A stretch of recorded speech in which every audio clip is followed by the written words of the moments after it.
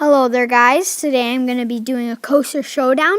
Tapthrow Dragster at Cedar Point, Sandusky, Ohio versus Kingda located in Six Flags Amusement Park.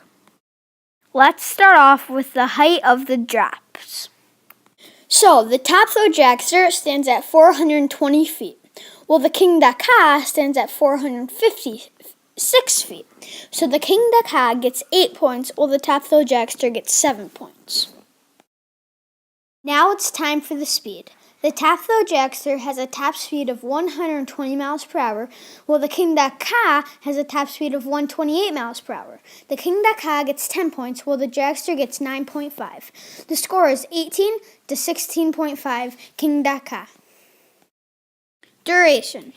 The Tapthrow Dragster has a duration of only 30 seconds, while the Kingda has a duration of 50 seconds. For both rides, the length of the duration is really short. The Kingda gets 2 points, while the Tapthrow Dragster gets 1.5. The score is 20 to 18, Kingda in favor. Personally, I think that the Tapthrow Dragster has a much better presentation than the Kingda. It has bleachers where you can watch the ride before you ride it, while the Kingda has grass all around it so you can't see the ride. I'll give the Dragster 9 points, while the Kingda gets 5 points. The score is 27 to 25, Tapthrow Dragster in favor. And the Tapthrow Dragster is the winner, located at Sandusky, Ohio, Cedar Point.